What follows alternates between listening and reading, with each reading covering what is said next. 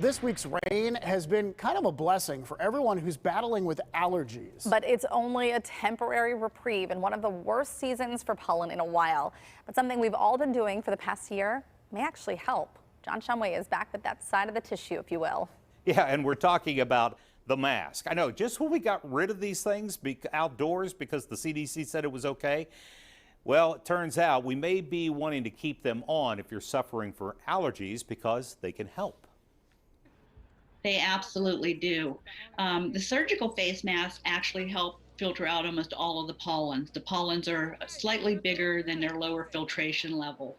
Molds, many of the molds will be filtered out with the surgical mask, and they definitely are filtered out with the N95. And Dr. Gentile says not all face coverings provide the protection that you need. I would stick with the surgical mask or the N95s. I'm not convinced that the gaiters, just like they don't protect for COVID, they're probably not going to protect for the pollen. She also makes a major point that the mask need to be clean and carefully handled. Now that's trapped the pollen.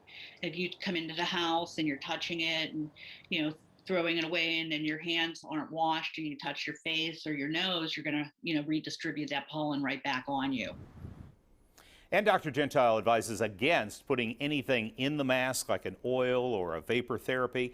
She says that can actually irritate the sinuses and the skin behind the mask, so that's not a real good idea. So she says wearing the mask is actually, though, a good idea if you want to curb some of the allergies. Without a doubt. She says it can dramatically cut down the amount of pollen you inhale, thus reducing the irritation, but be careful when you take it off, or you might be able to just put all that pollen in the air and you'll suck it in. It has been brutal this year. It really has been. Thanks, John.